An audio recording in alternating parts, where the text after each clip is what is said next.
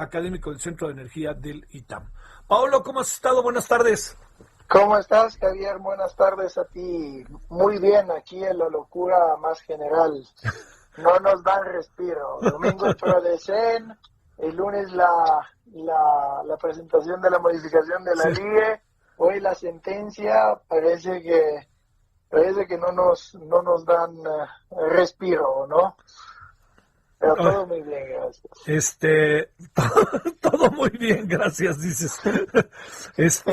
Oye, a ver, déjame plantearte un asunto primero, el tema del coronavirus, ahí tu entorno, tus empresas, ¿cómo van las cosas? Nosotros, afortunadamente, como somos una firma legal, podemos trabajar en home office. Llevamos trabajando desde marzo del año pasado. ¿Sí? Gracias a Dios, la prioridad es mantener al salvo a mis chicos y a sus familias, porque el tema no es solo que se puedan contagiar digamos ellos, sino que puedan contagiar a su familia. Entonces, gracias a Dios, todo bien. Qué bueno. Estamos muy encerrados y salimos con mascarilla y ya sabes, desinfectando todo y cuidándonos lo más que se pueda, y la verdad que es muy importante que todo el mundo lo haga, porque pues los hospitales ya están muy saturados y las consecuencias pueden ser muy graves. Sí, hemos perdido familiares de amigos muy cercanos. Wow. Y la verdad que es un momento difícil y hay que aguantar con todas las fuerzas que podamos y consenso cívico, ¿no?, de nosotros. Sí, claro, por ahí. Esa es la parte que nos compete, aunque de repente seamos críticos del manejo por parte del gobierno de la pandemia. A ver, Paulo, déjame plantearte, he escuchado que digamos, hay gente que dice que es la mejor opción que tenemos en la reforma a la industria eléctrica, porque por fin el Estado va a ser rector, etcétera, etcétera. A ver, yo te diría, tú que estás directamente en esto, que lo ves diariamente, a ver, ¿cuál sería, a ver, te lo digo en serio, Pablo, ¿cuál sería la manera más pausada de verlo, la manera más justa de verlo, no para treparse en un bando o en otro bando? De entrada, ¿es una buena reforma o no? No es una buena reforma. Mira, yo intento ser siempre muy objetivo. Sí. A ver, nosotros a nivel mundial tenemos unos compromisos muy claros.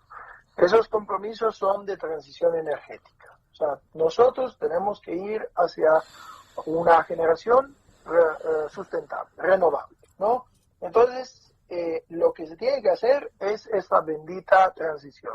A través de la reforma energética, México había sido uno de los países que más inversión a nivel mundial había tenido en energías renovables. Entonces, esto no es algo de México o de esto del otro, es una cosa que han hecho todo. Lo está haciendo Biden en Estados Unidos, el Pacto Verde para los ciudadanos europeos en la Unión Europea, y hasta China está haciendo implementación de esto. Entonces, lo primero que tenemos que decir es que esta propuesta, que tiene muchas cosas que dejan un poco a reflexionar porque no están muy claras, no es una propuesta que va en el sentido de la transición energética. O sea, sí. Es decir, un elemento, Javier, que yo creo que todo el mundo debería de tener claro, es que CFE ya no es o no debería de ser una única empresa, sino que CFE debería de curar, son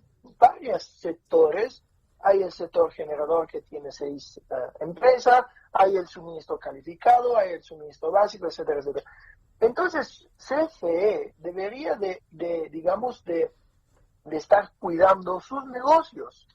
Entonces, en lugar de quemar combustorio o de quemar carbón, pues deberían de hacer un plan agresivo de transición de la CFE. Y esto es lo que uno no se puede explicar. ¿Por qué no meter la CFE en condiciones de tener plantas más rentables? Si yo genero con combustorio y me cuesta $100 el megawatt hora, y generando con solar en la última subasta le estaban dando a $20, pero ¿por qué quieren que las CFE se generen más barato? O sea, más caro. O sea, ¿por qué no puede generar más barato? Entonces no es una cuestión ideológica o una cuestión de está bien, está mal. Es una cuestión de negocio a favor de la CFE. Si yo como ciudadano hoy día alguien me preguntara, pues lo que yo quiero es una energía más barata y una energía más limpia, Sí. ¿no? Entonces, para obtener eso, obviamente el método que se había utilizado a través de la subasta era fenomenal. Lo ha copiado toda Latinoamérica. Y te diré más, el 26 de enero España implementó sus primeras subastas eléctricas de renovables. O sea, todo el mundo nos envidió y nos copió nuestro modelo y ahora nosotros estamos cancelando nuestro modelo. O sea, yo digo, pero si es bueno el modelo, ¿por qué tenemos que cancelarlo? Si CFE Suministro Básico va a tener ventajas económicas de esto, ¿por qué cancelarlo? ¿Por qué? Pues por una razón muy clara, porque quieren salvar a fuerza esas centrales de carbón y esas centrales de combustible. Y eso, ¿Tienen vida o ya no tienen vida, Paulo? no, tienen vida ¿en qué sentido? Esas centrales, O sea, sí, claro, pero digamos, ¿vale la pena jugarse el resto por ellas? Absolutamente no, Javier. Absolutamente no. O sea, el presente son en el mundo del mix energético, en el mundo es quién lo tiene una base de nuclear fuerte, hay algunos países que lo tienen, otros no. ¿Quién no lo tiene ha sustituido esa base con ciclos combinados con gas? México tiene acceso al gas más barato del mundo, que es el de Estados Unidos, pues aprovechámoslos. Es el gas más barato del mundo. O sea, tenemos un gas baratísimo de nuestro vecino, aprovechámoslos. Y entonces, si tienes estas dos, lo demás son energías renovables. Y el siguiente paso, que ya se está implementando, por ejemplo, en la política energética de la Unión Europea de 2020 a 2030, es sustituir en el mediano plazo a los ciclos combinados con renovables con baterías. Eso es lo que va a pasar en los próximos 10 años. ¿Qué va a pasar nuestra relación con el mundo, Paulo? ¿Qué va a suceder? ¿Cuántos? Porque mucho de lo que se dice es que esto al final no va a acabar pasando. Es decir, se va a aprobar, pero nos la vamos a pasar en amparos de aquí al final del sexenio. Y mientras tengamos amparos, lo que tenemos es la vigencia de lo que tenemos. Exactamente. Sí, y yo te diría que aparte del amparo, nos iremos con un recurso de inconstitucionalidad, porque parte de esta nueva reforma de ley que están haciendo tiene clara inconstitucionalidad. La sentencia de hoy sobre la política energética que dictó la Suprema Corte es clarísima. O sea, no se puede ir en contra de la competencia en el sector eléctrico. Sí, entonces, si se hace eso, se violan los principios básicos de la Constitución. Entonces, estamos en el mismo punto. Y además, una cosa, Javier, muy importante, en ningún momento, ningún privado ha externado una inconformidad o un recelo a que CFE mejore sus plantas de generación, etc. Nadie lo ha dicho. O sea, han creado digamos, un choque entre el sector privado y el sector de la CFE que no existe. O sea, realmente si a la CFE le va bien, que hace nuevos proyectos, nuevas centrales, todo el mundo está contento, con que también los demás pueden hacer sus centrales. Entonces, aquí es como volver a monopolizar el sector eléctrico por la puerta de atrás, pero el problema es que hay una constitución y no se puede ir en contra de ella, ¿no? Híjole.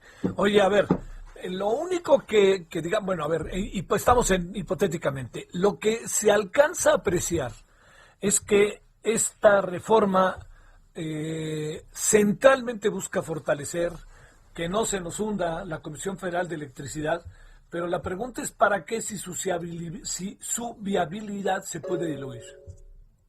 No, el problema no es solamente eso, el punto es también otro, Javier. A ver. O sea, la CFE no se va a hundir. O sea, si la gente entrara a los estados de cuenta de la CFE, va a ver que suministro calificado, suministro básico, transmisión, distribución, tienen ganancias. El problema, y también en la generación de las 6 generadoras, algunas sí tienen ganancia. El problema es que hay otras que no la tienen.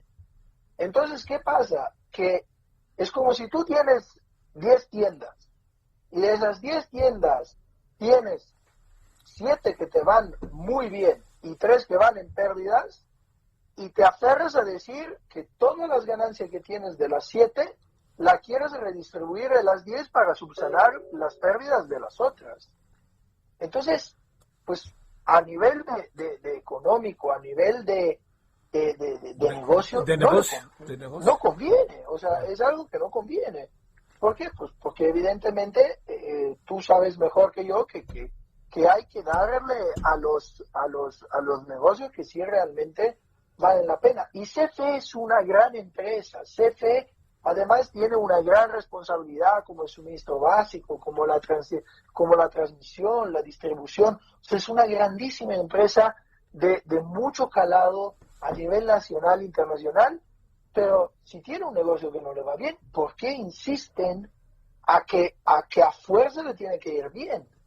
O sea, ¿por qué? O sea, no se entiende. O sea, si puede comprar energía más barata que la produzca un privado, ¿qué más da? Porque al final esa energía más barata que el suministrador de servicio básico compra, pues puede transmitir la ventaja de una energía más barata al cliente final. Entonces, debería en lugar de querer quitar a los demás de la competencia, yo creo que lo mejor que se pudiera hacer es transformar la CFE en una empresa más eficiente y más al paso con los tiempos. Sí. O sea, yo lo veo así. Yo siempre hago un ejemplo y con eso te devuelvo la palabra.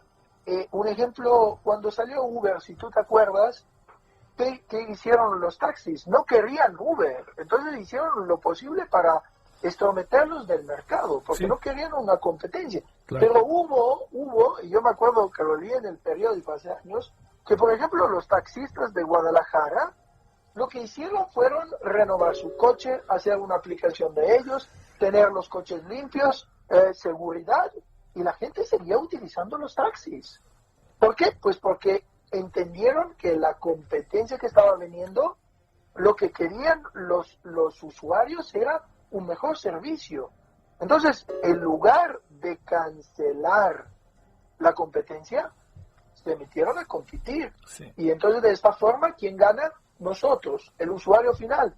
Porque tú puedes decir, o voy en taxi o voy en Uber, es lo mismo. Me da la misma seguridad, me da la misma tranquilidad. Inclusive, a lo mejor el taxi me cuesta más barato. Entonces, me voy en taxi. Y es lo mismo en el sector eléctrico. ¿Por qué quieres quitar la competencia? Si la competencia trae inversión, si la competencia trae energías renovables, si la competencia trae innovación tecnológica, si la competencia trae millones de nuevos trabajos. ¿Sabes cuántos jóvenes se han interesado al sector de energía renovable y están trabajando, están desarrollando eso? ¿Por qué? Porque esa es la tendencia en el mundo. O sea, no es México, es el mundo. Oye, pero todo indica que porque es preferente, tienen 30 días para decirle que sí. Dice ahora el policía bueno y policía malo en que se ha convertido Ricardo Mancera, es que dice, bueno, vamos a hacer un debate parlamentario. Lo que también veo es que esos debates, sinceramente, Paolo, de repente, pues sí están ahí, pero no sirven de mucho, perdón. Perdón. No, es que realmente, mira, si ellos lo hacen por una cuestión ideológica y piden el voto, como diría, como se dice en Italia, de fidelidad, ¿no? O sea, tú eres de mi bando, entonces me votas, que sea bueno o que sea malo. Entonces es una decisión política ideológica. No cuenten que sea una decisión de mercado, no cuentan que sea una decisión que favorezca a la CFE, porque en el mediano plazo le va a pasar factura, porque está comprando y vendiendo energía que ellos mismos generan, pero más cara. Entonces, no lo digan, es una decisión política, ideológica, que nosotros queremos que sea un monopolio público disfrazado. Punto. Sí. Entonces, pues la gente dirá, bueno, pues el gobierno, si tiene los números, pasa, y si no tiene los números, no pasa. Pero este tentativo de venderlo como que los neoliberales, aquí no estamos hablando ni de neoliberales, ni de neosocialistas, ni de nada. Aquí se habla de cuál es el bien más grande, el bien mayor para el usuario final. El bien mayor del usuario final es tener energía limpia, renovable, más barata. Sí, Entonces, pues sí. si la CFE puede garantizar eso, no hay ningún problema. No, nadie está en contra de que CFE, o sea, por ejemplo, cuando hablan de la cancelación de las subastas, digo, la CFE Generación puede participar en la subasta. Sí. O sea, nadie se lo impide. ¿Por qué? ¿Por qué no hacen un parque solar de 500 megas o un eólico de 500 megas? Nadie le dice que no. Pero cuando uno siente que van a ampliar la compra de carbón para que las termos quemen más carbón, entonces uno, o el combustorio que le sobra a Pemex, entonces uno dice, oye, pero también está el medio ambiente, también estamos en el Acuerdo de París, también tenemos que cumplir con nuestras metas de transición energética, que empezamos, mira, a mí me da igual si son rojo, verde, amarillo, claro. o guinda. Empezamos muy bien. O sea, la reforma eléctrica, esta reforma eléctrica, obviamente mejorable, pero está muy bien hecha. O sea, es un marco regulatorio muy bien estructurado. Entonces, ¿qué pasa? Pasa que simplemente que la CFE cambie su visión y se haga una empresa más competitiva. Híjole, que Pablo, pueda... no veo por dónde. No, pero sí. eso es una decisión corporativa. O Sí. sea, cada director general, cada CEO de una empresa tiene que marcar las pautas. Ahora, si ellos quieren decir, ¿sabes qué? Ideológicamente yo no creo en el mercado y creo en el monopolio, entonces a pesar de que pase factura ambiental, a pesar de que pase factura económica, a pesar de que pase lo que pase, nosotros lo vamos a hacer, entonces es ideológico. Muy bien, muy bien. Bueno, pues te mando un saludo, Pablo. Muchas gracias que estuviste Javier, con nosotros. muchísimas gracias por la invitación y un saludo a tu público, y cuando guste estaremos a la orden. Gracias. Muchas gracias. Pablo Salerno, abogado especialista en energía, Managing Partner de Salerno y Asociados y académico del Centro de Energía del ITAM.